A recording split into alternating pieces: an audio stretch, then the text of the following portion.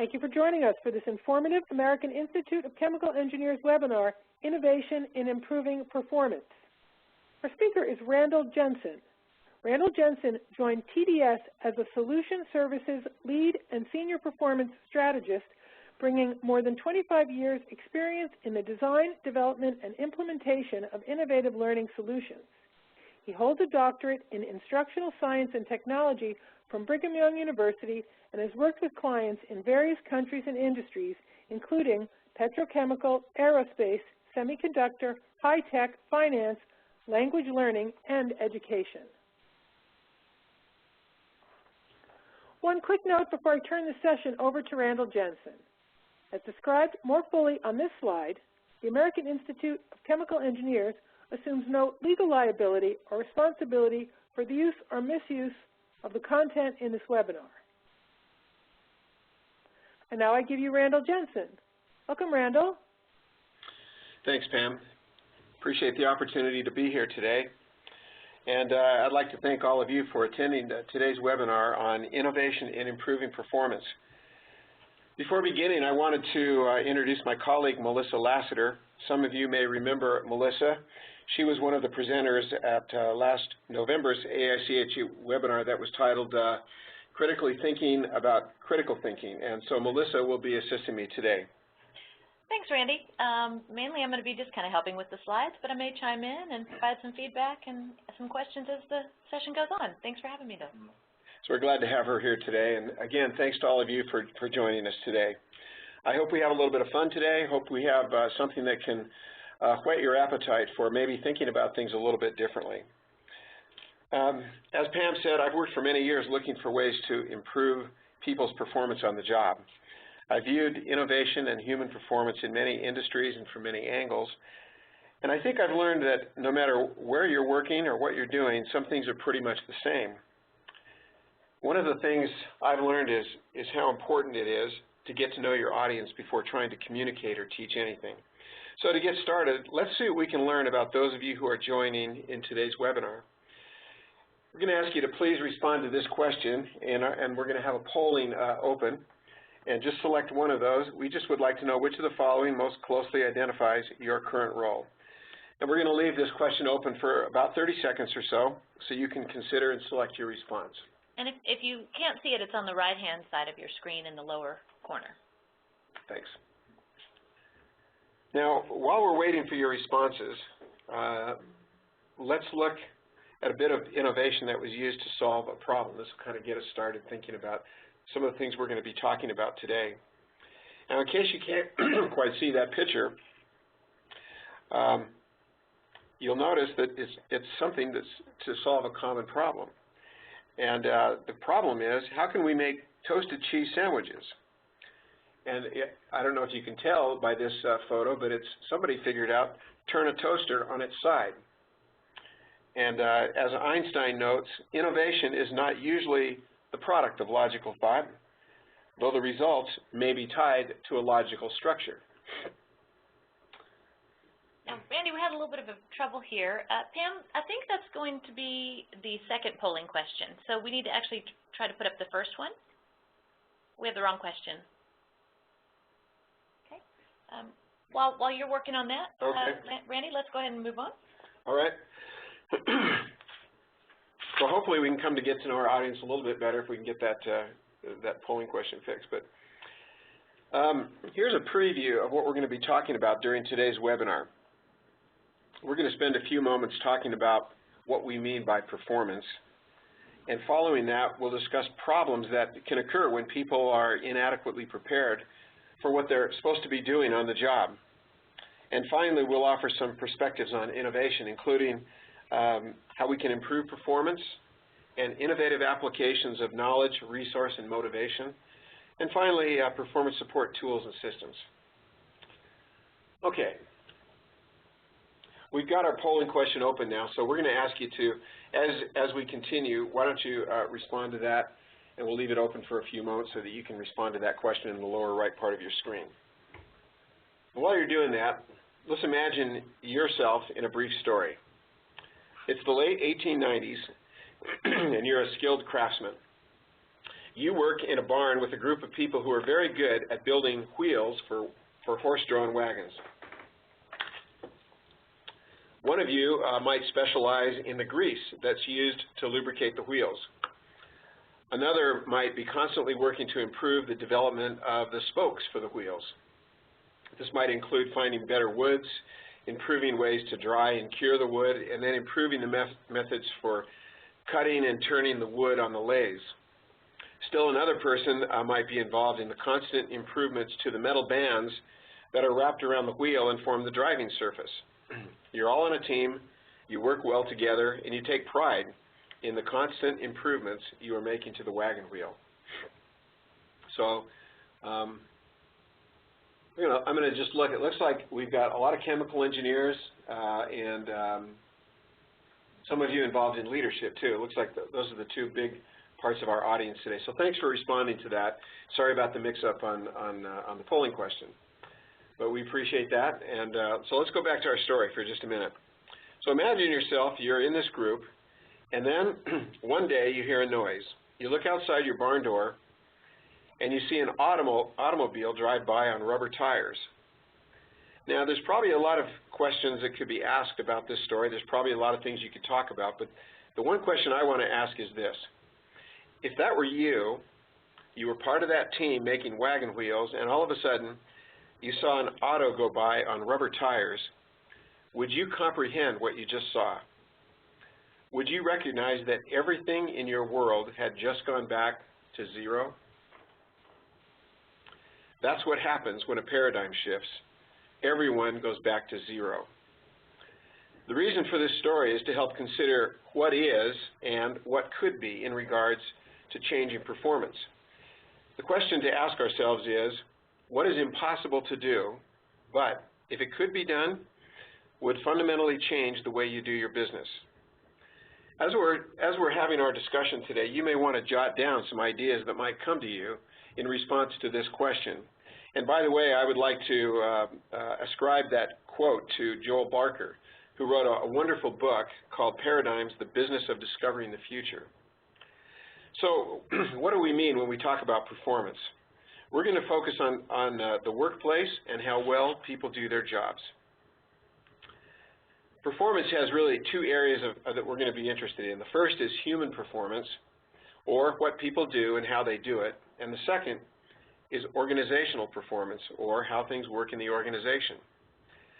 The main reason for talking about performance is to gain insight on how it can be improved. We'll call this performance improvement. Now, there's many ideas on how to improve performance. The traditional focus has traditionally been on training. But for the last several decades, there's been an increasing awareness that the only real way to determine if training has been successful is if people are able to perform their job effectively. A consultant, Mark Rosenberg, summarized it simply by saying, training is not what is ultimately important, performance is. Several organizations have created professional certifications that are built around the idea of performance outcomes rather than training outcomes.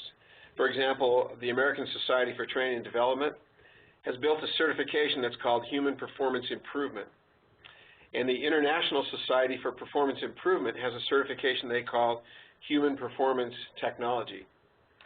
In both cases, these really teach a systematic approach to improving productivity and competence with the goal of improving the potential of an organizational system, process, and the people.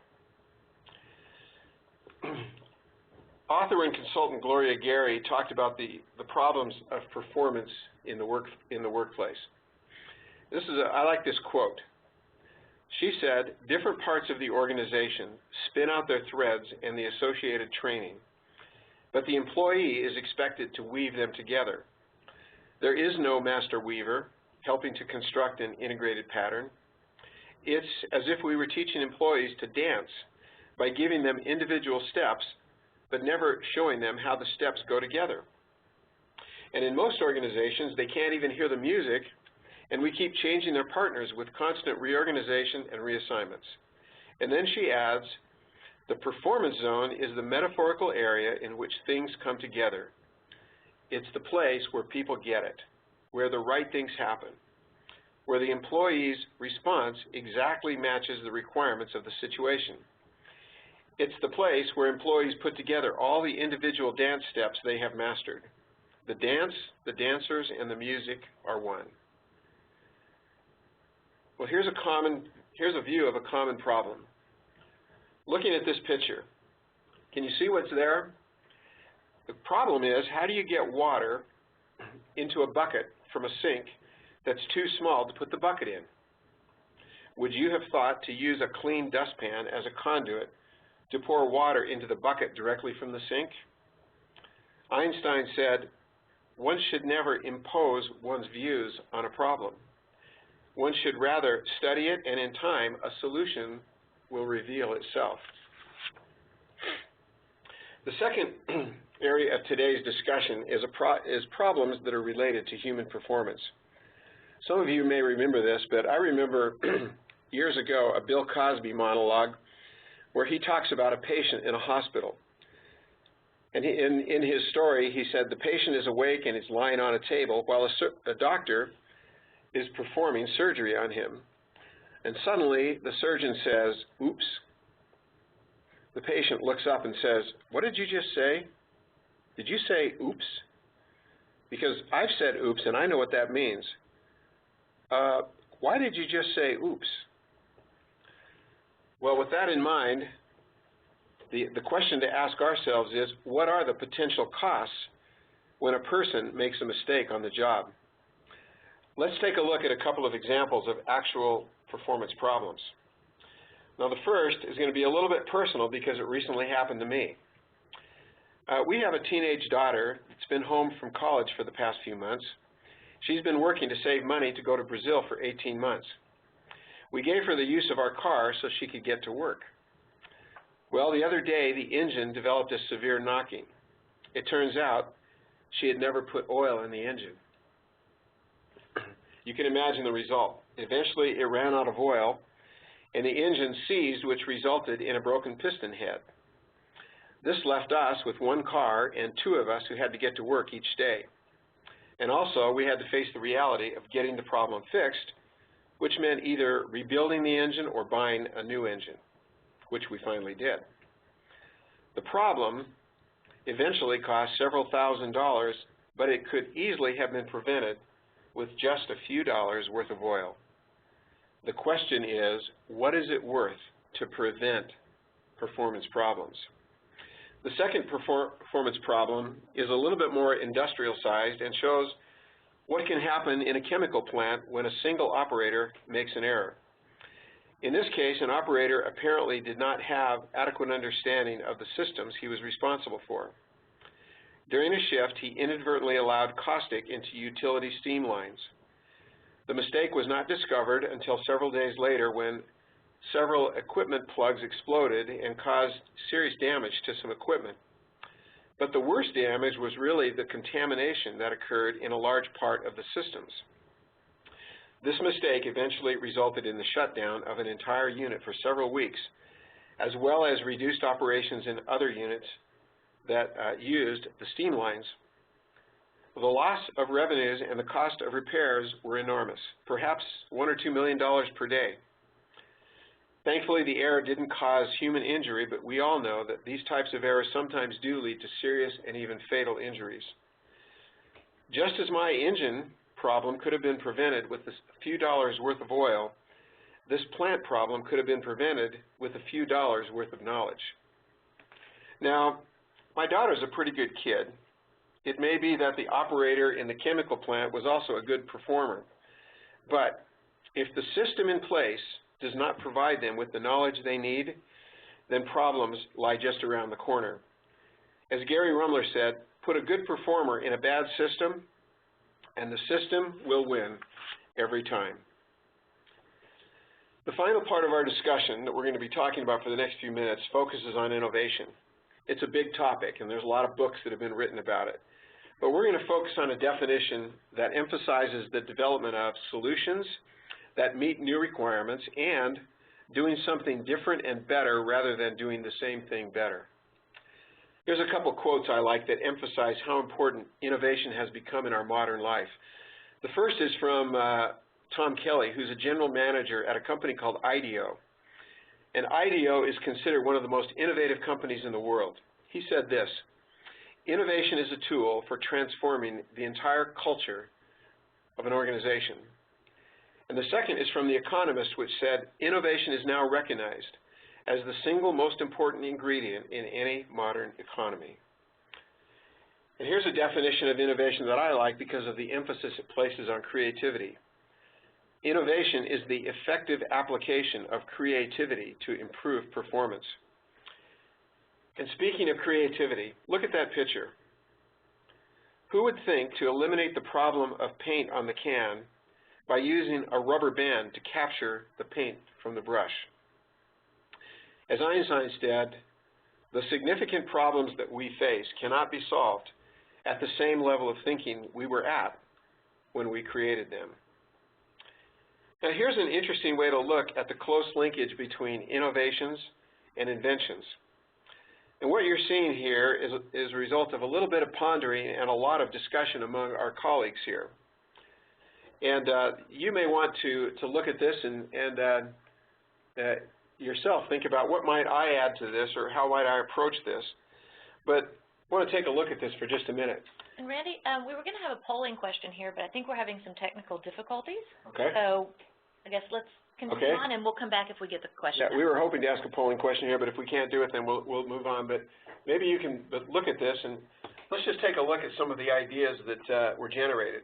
Now, if you look at computer as an invention and an innovation that emerged from it, data processing, you could probably have pages and pages or books full of innovations that have been spawned by the use of the computer. Data processing was simply one of the earliest and first that was used by industry to actually, on a widespread, banks were originally used data processing for batch processing their checks every day. The idea of craft houses and assembly lines. The craft house might be the example of those that were making the horse and buggy wheels and maybe even the horse and buggies, but it led eventually, obviously, to assembly lines. Now, another question, would FedEx, if we think of FedEx as an innovation, would FedEx have evolved if it wasn't for airplanes? Or would railroads have evolved without a steam engine? Now, the one we had a lot of fun with was the next one, movable type. And you notice what we put there is the Reformation and the Renaissance. And you say, what on earth are you talking about? Well, we were thinking, okay, with Gutenberg inventing movable type, what happened? Well, it enabled the mass production of books for the first time, and books being made available to large audiences of people who eventually learned to read and become literate, which formed a way of thinking which was a lot more linear, which led to the flowering of ideas, art, music, which eventually became called the Reformation and the Renaissance. Military communications. The DARPANET led to the Internet, contrary to some common misconceptions. And then another interesting one, accidents in adhesives in the lab led to Post-it notes. But interestingly, Post-it notes as an invention became enabled the possibility of new brainstorming methods. I wonder how many of us have been involved in some kind of a brainstorming session that used Post-it notes. I'll bet you just about all of us have, peppering the walls with our ideas. But this thinking is just a way to think about this idea of what is innovation and what is invention. Okay, we were going to ask a polling question. It looks like some of you have already responded to this, I guess, but... nope, that's actually the first one. Okay, that's the first one, and we can't get the next one up, so yeah. we'll go ahead and move ahead then. Okay, so let's move ahead to... Let's go to slide 22. Okay. Okay, so for the next few moments, we're going to look at how innovation may be applied to the improvement of operator training. And I guess we might as well look at this picture too. This is what we were going to look at while you were responding to that. But here's another view of an innovative idea related to using a hammer to put in a nail. How many of you have had the hassle of trying to put in a small nail and having to start it? Would you have ever thought to use, instead of using your fingers, starting it with a comb to guide the beginning of hitting the nail and avoid the possibility of smashing your fingers? So Einstein said, anyone who's never made a mistake has never tried anything new. Okay, let's go to look at how innovation might be applied to operator training and improvement. Currently, if we look at performance, it's probably developed to a certain level over a period of time, and that's what we're seeing in this view. And the emphasis is primarily on what a person needs to know and how will they perform their job. But in this second view, a new goal has been set to increase an operator's performance level with the added skill of why things work the way they do. All this is done while decreasing the time it takes to achieve the skill level. So there are goals and there are gains. The improvement in the performance level now provides the operator with the capability to troubleshoot or solve problems. And new and innovative ideas have also enabled the operator to achieve this new performance level in a reduced amount of time. So the net result, increased performance capabilities or a raised bar at reduced time and costs. So the previous norm now becomes a new norm. And this is something that you could look at over and over as far as continuous improvement. The goal being continuously trying to raise the performance bar while continuously trying to do it in a reduced amount of time. This is really what we're talking about when we talk about the whole idea of performance improvement. Now let's talk for a few minutes about the workforce. The young people that are being hired today are very different from those who will soon be moving out of the workforce. The new workers that have to get trained and learn how to perform their jobs are very different. They've grown up in a world where information is available almost immediately. Technology is simply part of their lives, and it should be part of their learning apparatus. And when it's not, I think we all know they can quickly become bored, and a pervasive attention deficit disorder can quickly set in. So their learning must include the knowledge needed, the resources needed, and the proper motivation. But the challenge is to structure the learning so they achieve higher level objectives that go beyond just accessing information. They have to be taught how to comprehend and utilize the information. In other words, they need compelling learning experiences. I'd like to share for a minute some lessons we've recently learned from some basic operator training that we conducted for new young people that were just entering the workforce. The first lesson is about knowledge. There's obviously a need for knowledge, but we must ensure that they have the right knowledge. So in order for an operator to perform effectively, they need to be able to identify, name, and recognize various parts of the plant, obviously. They also need to comprehend what's going on in the plant and understand key concepts involved in the processes they are responsible for. And finally, they need to have a good understanding of the systems, what they do, and how the systems are integrated. But if people have an incorrect or incomplete levels of knowledge, they may cause the kind of problems that we talked about earlier, such as lack of oil in my car or the caustic in the steam lines at the chemical plant. So as an example, consider the knowledge a person needs to have about check valves. They may know that check valves are designed to prevent backflow in the system. But if their knowledge is incomplete or limited, they may assume that a check valve will always prevent backflow. The problem in which caustic contaminated the utility steam lines and resulted in shutdowns at the petrochemical plant may have been caused by an operator who had an inaccurate or incomplete level of knowledge of how check valves performed in the systems. But an experienced, knowledgeable operator might be able to prevent problems because they have an understanding that check valves may not be 100% reliable and are prone to allowing some backflow under certain conditions.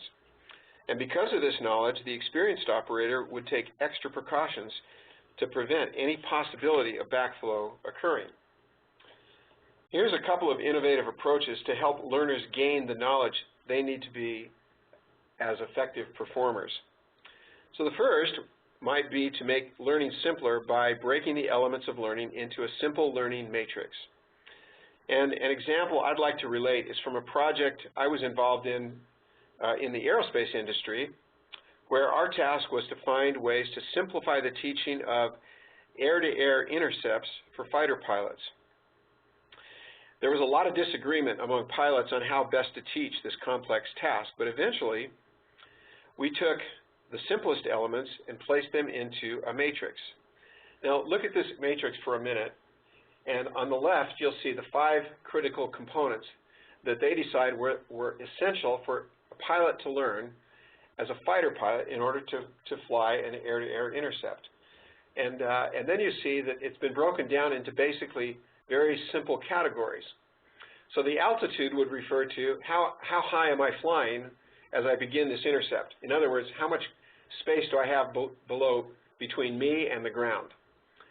The next would be distance, and that means the amount of distance between where I am and the target that I've acquired. The next would be speed, and that's my current speed. Am I flying? And you notice the breakdowns are very simple. So for example, speed. Am I flying greater than 500 knots? Or am I flying at a medium zone, which would be 350 to 500, or slow would be less than 350 knots. So you see how these breakdowns. Closing velocity relates to my speed plus the speed of the target, and that's the combined speed. And finally, aspect angle. And aspect angle was one, as we worked through this problem, we found that this is an interesting problem because the generation of aircraft we were working on at the time was basically the F-16, F-18s. And the computers on the F-16s would calculate something called aspect angle, which was an extremely valuable tool to understand where the target was going. The previous generations, like the F-4 and earlier aircraft, didn't have aspect angle provided for them. And what we found as we looked at the way people were trained when we were trying to solve this problem is they had not taken aspect angle into consideration in the syllabus, and they were still using the F-4 mentality. And so part of what we ended up doing is being a change agent by focusing on aspect angle as part of the way they learned. I'm going to come back to this matrix in a minute when we talk about something else. But at least the idea, I think you get the idea, is this is a way to help simplify teaching a very complex task. Here's another example. Another innovative way to enhance learning is through using unusual acronyms. So here's an example. Imagine you're trying to teach someone how to be a better problem solver. You want to give them a mental framework for problem solving. Here's what you might teach. First, consider the task, or the mission, or the purpose, or the problem that you're working on. Second, receive information. In other words, what do you need to get and what's available? What's the information that you have available? The third would be analyze or assess the information that you've received. The fourth is make a decision based on the information or data that you have analyzed. And the last would be, finally, perform the task or action needed to solve the problem. Okay, a nice model. So how can a person remember, internalize, and use what they've been taught here while they're performing the act of solving a problem, which is a very time-based and may not give them a lot of time to consider all of that? So you give them an acronym. Now here's the acronym. Maybe CRAMP is a bit corny or unusual, but that's exactly what makes it something they can remember. Another innovative way to teach in such a way that people remember what they've learned is through stories. For example, do you remember the story I told about my daughter and our car? I want you to think a little bit about what you might have learned from that. Maybe you didn't learn anything, but let me ask you a few questions. Do you remember the situation? What was the problem and what was the result? What did you learn from that story? Hopefully, you learned something about a performance problem that resulted in an expensive solution. Maybe you'll even remember it enough to prevent your own performance problem, which might be make sure you put oil in your car's engine. I think we all like stories because they provide something that we can relate to. There are numerous stories I've used over the years. Here's just a couple of examples. I'm not going to tell the whole story, but I'll just relate a couple. One I call leaderless group decision making. I took a class years ago about, and it was about how to build a team in a situation where there was no defined leader. When the teacher gave us our final exam, he said, I want you to analyze a group and how it works. And the group I want you to analyze is your own group. And I thought, that's got to be one of the easiest final exams I've ever had. Well, it turned out to be one of the most difficult, challenging tasks I've ever faced. We videotaped ourselves, we tried to analyze what we were doing, how decisions emerged, and finally, we figured it out. And when we figured it out, it was one of the most exciting things I've ever been through. But I learned that teamwork means a lot of hard work. It means a lot of stress. It means a lot of compromise. But I've never forgotten that story, and I like to relate it as an example of how important it is to learn teamwork. Another story I heard was about a completely different element, and it was about knowledge management or even performance support systems. And it was taught during a conference by a woman who said that she and her husband bought a new car. I think it was a Lexus. And they were very excited about this car. They drove it out of the parking lot as a brand new car into a driving downpour onto an interstate. And within a couple of miles, they hit something and got a flat tire. And they had to pull over in this driving rainstorm and try to figure out how to fix the tire. So the husband who was driving said to his wife, who was giving the story, why don't you find the user manual and let's find out how the jack's set up, where the tire is. They hadn't even opened the trunk yet. Well, she tried to find out how to fix a flat tire by, of course, going to the index. And she couldn't find it. And she couldn't find where in the manual it talked about how to fix a flat tire. And that's when she said they began to have a marital discussion that got a little bit heated. Somehow, eventually, they solved the problem, but it was only later, out of the stressful situation, where she went to that manual and found out where the instructions for fixing the flat tire were included. And you know where she found it? It was under the letter I for if. If you have a flat tire. Well, to someone who was writing that manual, that might have made a lot of sense, but it never made any sense to her, and she wasn't able to solve her immediate problem by going to the index. The final story has to do with the DC-3, and I've used this a lot. This is a story that I got from reading the Fifth Discipline by Peter Senge, and he talks about the importance of innovations happening in laboratories and how they come together ultimately to solve a major problem. And in this case, the DC-3 was an evolution of a number of innovations that occurred. Shortly before the DC-3 came out, Boeing came out with a, I think it was called the 247. And if you look at both aircraft, they look almost identical. But there was a big difference. Both aircraft had retractable landing gear. They had variable pitch propellers. They had radial cooled engines, and they had monocoque construction of their fuselage, which allowed a lot of strength and less weight. But in order to be successful, in order to make money, they had to carry a certain amount of weight, whether it's people or cargo, and they had to carry it at a certain altitude so they could get the speeds necessary. The problem with the 247, it couldn't take off with the amount of weight required to make money. A year later, the DC-3 incorporated another new innovation, which all of a sudden it hit the sweet spot, and the DC-3 became incredibly successful. Thousands were made, and they still fly today and make money. The difference was they added flaps to the wings, which meant they could reconfigure the wings and get increased lift while they took off. So one innovation allowed something to all of a sudden work. Final example of innovative approaches to gaining knowledge is centered in the use of scenario-based or situational learning. And oftentimes, this is best applied through case studies or simulations. Remember the example I just shared about the F-16 pilots and the air-to-air intercepts? Well, those same matrices that were used to train the pilots were also used to create menu-based scenarios. These were integrated into what we eventually became a part test training simulator that was called the Air Intercept Trainer. And all of the scenarios that were selected through menus were structured from simple to complex and were accessed by learners through that menu, but they were all based on the elements that were taught in that matrix. And the interesting thing is, the Air Force found incredible success in students that used this approach versus the traditional approaches. So it was wildly successful. Well, we've recently learned important lessons regarding the use of resources when teaching the new workforce. First, we don't need to provide learners with a lot of pre-designed photos, content, or examples.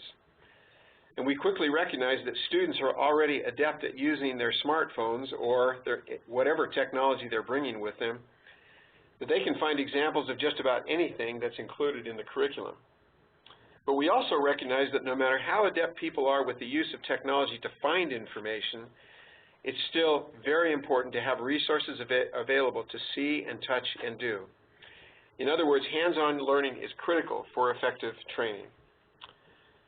There's two types of resources that we'll consider. The first is tools and equipment used to perform the job, and the other are the human resources to perform the job. Here's a couple of examples of innovative approaches to utilizing resources. The first comes from a study of how maintenance was being performed in the semiconductor industry. During a study of work processes, it was noted that the maintenance workers who were working on these very complex tools had to constantly get up, walk around the equipment they were doing the maintenance or repairs on, and check a computer screen to log the completed step and determine the next step. A solution was provided that used the same type of articulated arms that are used in a dentist's office. This enabled the technicians to have a keypad and flat screen right in front of them as they performed their job. It eliminated the need to constantly get up to check the computer. Similar gains are being made now through the use of PDAs by operators and technicians, and I'm sure many of you are familiar with innovative uses that are being made today. There's also a lot that can be said about the human workforce. Recently, Gallup conducted a study on engagement and performance in the workplace and identified 10 indicators of an engaged, high-performance workplace. The most significant indicator, number one, was, do I know what's expected of me? And number two, do I have the tools and resources to do the job right? This clearly indicates how important it is for people to have what they need in order to adequately perform their job. And finally, motivation. One of the biggest challenges facing the petrochemical industry today is adequate staffing and retention of the people who have the right skills. We've consistently seen plants that are having trouble keeping talented employees and operators and others. Oftentimes, they've not invested in the whole person development of their workforce. With no effective development plans, others are hiring them with offers of more money. Many probably wouldn't leave if they felt like the company had invested in them and their development. Other lessons regarding motivation include external factors that prevent people from doing the right job. This refers to those frustrations that are unnecessary irritants in the workplace, such as organizational barriers, inaccurate processes, difficulties in accessing the right information, etc. And finally, people may be motivated not to do the right job. People can be unmotivated if they get punished for being a good performer, as an example. Think about how many times good performers are asked to do a job because a leader knows they can get it done, and it's simply easier to ask them to do it rather than dealing with those who will not or cannot get the job done in a timely manner. There's also a subtle form to motivation that's often overlooked, but we've noticed something that's kind of gaining in popularity, and it's to provide visible rewards and incentives for various types of qualifications. You may have seen this sometimes in an automobile service center, for example. Different technicians with different markings on their uniforms that indicate what skills they've been qualified to do. You also see this at work in the military, the Boy Scouts, and a lot of different areas. But we've recently found that visible markings are a great source of motivation to people. There's one more thing that I'd like to call your attention to, and it's a concept that's intuitively simple, yet often overlooked.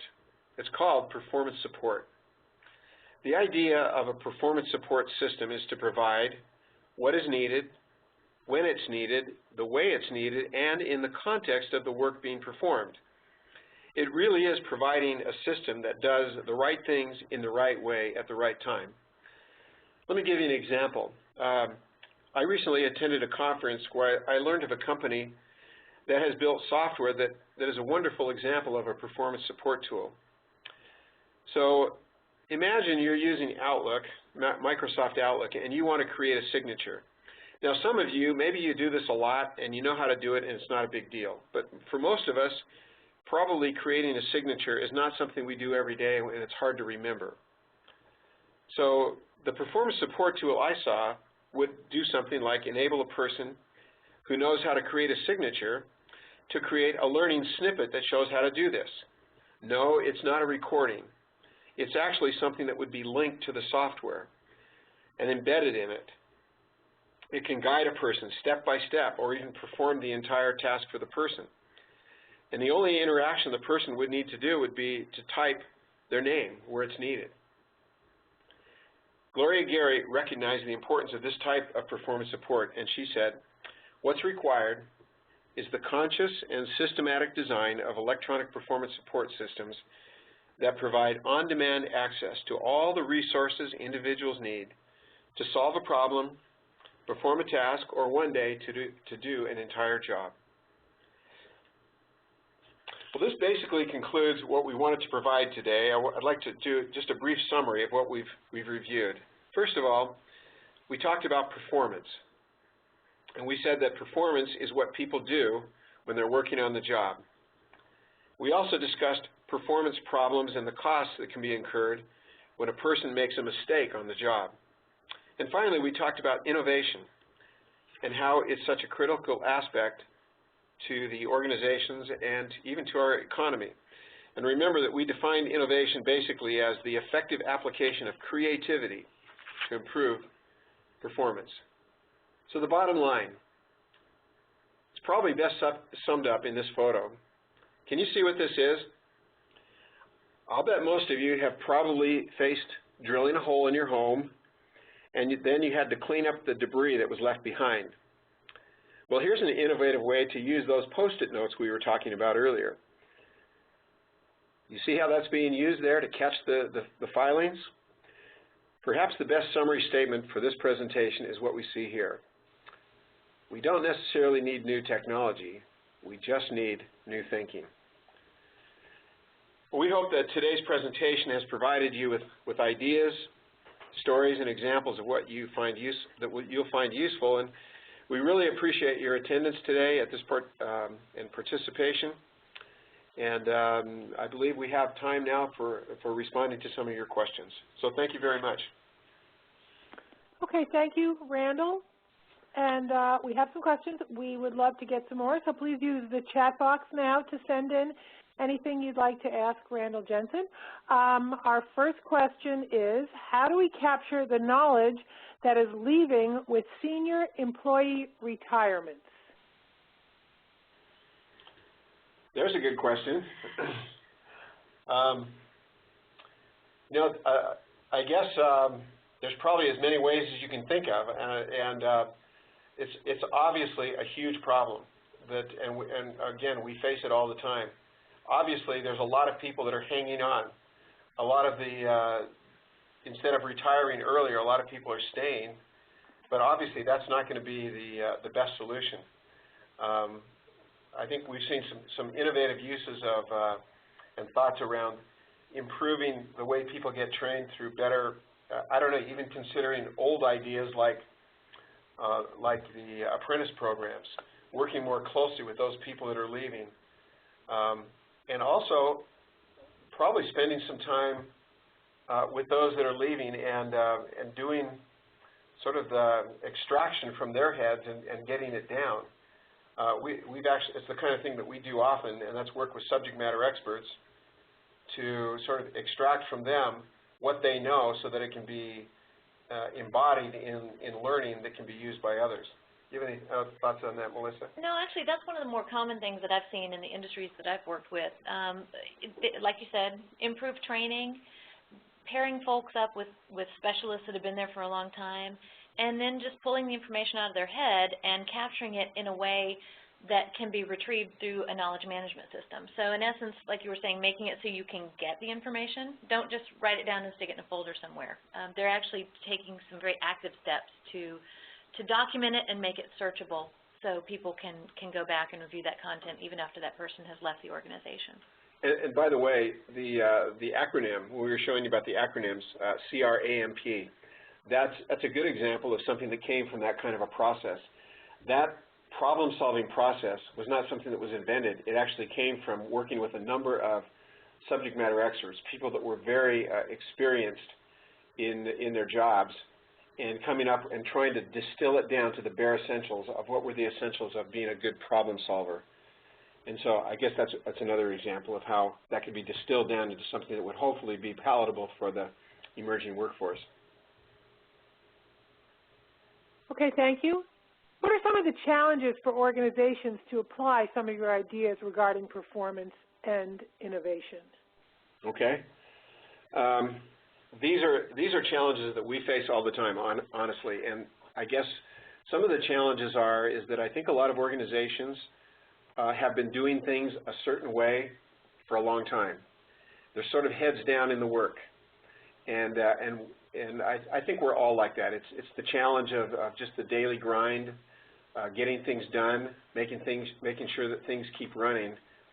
In that kind of environment, it's very difficult to back up and say, wait a minute, what are we really doing? But I think distance is probably of value.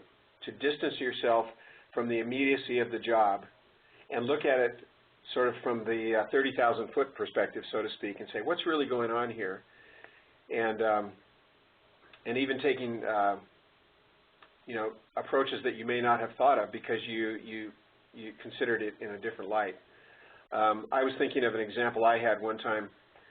When I was working for a chemical company, and we were involved in building the new learning center for them. And our team's task was to determine how everything functioned inside this new building. And it was quite a challenge. And I remember we had a leader who took our team, and there was a number of us, and he put us in a room, and it was a room where you had a dimmer switch. And he set up, he turned down the lights, and up on the screen he had some photos of exotic places that you'd all want to take a vacation in, jungle scenes or the beach or whatever. And then he played some soft new age music or something like that, and then he said, I want you to lean back in your chairs and close your eyes. And he said, we're going to start in the forest. It's about a quarter of a mile away from the building. And we're all walking down a path. And he said, now we're emerging from the forest, and you can see in front of you this new building. Now we're walking up the stairs, and we're going in the front door. And he said, keep your eyes closed. I want you to start imagining, as we go into a room, what do you see happening? And this is sort of the approach that he took. He took us away from everything. He gave a completely different environment or atmosphere for us to think. I think he was changing our brain patterns or something. But that gave rise to one of the most innovative, energetic, problem-solving brainstorming sessions that I've ever participated in, simply because he got us thinking a different way. So I'm not sure if that completely answers the question. Maybe, Melissa, do you have any other ideas related to that? Right, I do. I think really the biggest problem we face with trying to incorporate some of these things is it's a change management issue, like you said. We have companies that have been doing things the same way for a very long time, and or they're all coming from a similar mindset, and so there's sort of a myopic view of the problem at hand. And one strategy that companies can use, and this is really used a lot in the company called IDEO, is using multidisciplinary teams. Sometimes in order to get out of the box or to think of a better solution, it's very helpful to have people from a different discipline come in and look at it. And their suggestions may not be doable as they're presented, but oftentimes that will spark an idea in the minds of someone who does have the knowledge to make it happen. So in other words, it's helping inspire them to think differently. And I think there was an example of a surgical tool where, you know, they did some of that. Do you want to talk about that briefly? Yeah, they were talking about how they have different players on a team, and the players on the team may have roles that you wouldn't normally think about. For example, one of those that they think are most important is the anthropologist. Now, that doesn't mean they have to have a degree in anthropology, but it means they play the role of the anthropologist, looking at things with a set of eyes with no preconceived solutions in mind, just trying to assess what's going on. Another was the experimenter, and a good example that Melissa brought up was the example there was a team that was working on the problem of a new set of surgical tools, and they were working in a group with some surgeons. They said it was kind of a daunting thing to be in the room with all these surgeons, but they were trying to describe what they wanted. Nobody really knew what it would look like or but they were trying to describe the function of something that would fit easily in their hand that they could kind of point. And one of the people that was on the team all of a sudden ran out of the room, and a few minutes later came back with one of those Expo markers and a plastic tube that was used to hold 35 millimeter film, and then a little clip, like a clothespin-like clip. And they put them all together so what looked like a little gun or something. And the person came into the room and he says, "Is this kind of what you were talking about?" And as soon as they showed him that, the surgeons that were there said, "Yeah, exactly something like that." And so what evolved from that was a set of surgical tools that sort of had a grip, kind of looked like a little pistol grip, that allowed them to do exactly what they were looking. But the size, the configuration was all based on that initial prototype that was designed from a marker, a 35 millimeter film canister, and a clip, a clothespin clip. Who would have thought that kind of something like that could emerge from something so ridiculous? But sometimes the wildest ideas provide some of the most innovative solutions. Okay, thank you. We have had a few questions where people have then written in, "Oh, I think you've already answered my question," with some of those stories, so that's great. Right. How does a person get themselves into a mental position where innovation can happen? I guess in a way we've sort of talked about that as well, but the story I told of the group where we had a leader that took us into a different place. But I think the point is to change your brain waves. Get out of the day-to-day thought patterns that you're in, and somehow change them. Sometimes it's there's a lot of things. Listen to some music, read a book, expose yourself to new ideas. Sometimes I like to just watch TED videos and some of the ideas that people have there. I find that very stimulating. But it's just expose yourself to something new. Sometimes it might mean, leave the workplace, take an afternoon and go someplace, maybe take your team there. There's a lot of team activities to do stuff like that. But I think the main thing is the mental position means a different position from the normal day-to-day thought patterns that you're in. And Randy, I'd like to add to that too. I think a big part is giving time for the process to happen and eliminating some of the stress or the mental noise that would distract you from being creative. And also, when it comes to the multidisciplinary teams or even same discipline teams, it's important to create a safe environment that is not critical. So if somebody throws something crazy out there, people aren't going, "Oh, that's the dumbest thing I've ever heard." Because through that ridiculousness, sometimes those silly suggestions comes, like you said, that surgical gun that was made of a film canister and a highlighter marker. So safe environment that's reduced, with reduced stress, and trying to get the whole team in the right mind frame before the process begins. I think those are the biggest steps right there for incorporating some of these innovations. Yeah, thanks. And we purposely included some stories during our presentation today that may not have been stories that were core to what you're doing for our audience. And part of the purpose of that was to give you a way to think about things in a different way, maybe different than what you would normally hear. Some of the stories may be closely related to what you're familiar with. but we've also tried to link those stories to other things that may be more commonplace. And so, for example, our story of the caustic in the steam lines with the lack of oil in my daughter's car, I'm embarrassed to say, but those two things hopefully provided a link where you could say, oh, performance problems, they exist everywhere, and the elements are essentially the same. It's a lack of the right kind of knowledge. Okay, thanks. Has this innovative mindset worked within your company? Has a paradigm shift taken place? That's a very good question, because I think the answer is emphatically yes. We find ourselves turning the ship rather radically as far as what we have been and what we aspire to be in our company. And it's definitely required a lot of different ways of doing things together as a team. I'm going to ask my colleague Melissa to maybe comment on just our working environment we're in right now and how that changed. The first thing that changed, when I first came here a little over a year ago, we were all on different floors in our own little offices or cubby holes, and there wasn't a lot of communication going on. And recently, in the last 6 months, less than 6 months, we have acquired a new space, so everyone on our team is all on the same floor. And we all got together and decided, you know, okay, what does this need to look like? And what we came up with was just basically a big open room, and we've just arranged our desks in a way that works for us. So the opportunity for communication is flowing, and it's been fascinating doing these projects, because just in the course of a discussion, you find out things that people know that you didn't know they know. For example, we were running tight on some time for writing test questions. One of our team members said, oh, well, I have a degree in English, and I used to do such and such and such.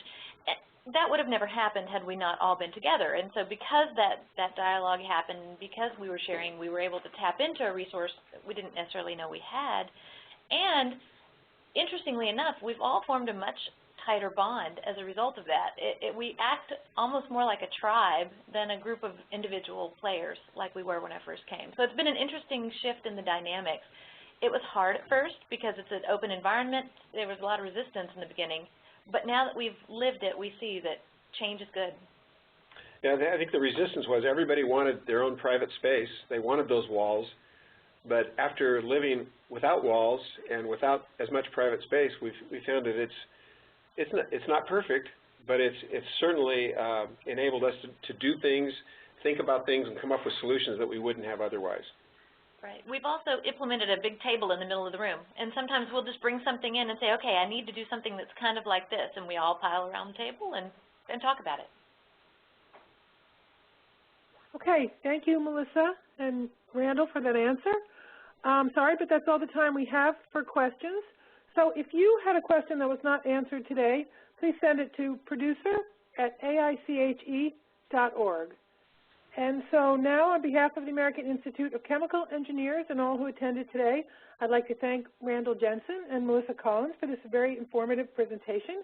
Thanks also to our participants for your cooperation and thoughtful questions. Please visit aiche.org to replay this webinar or to view and sign up for our many others.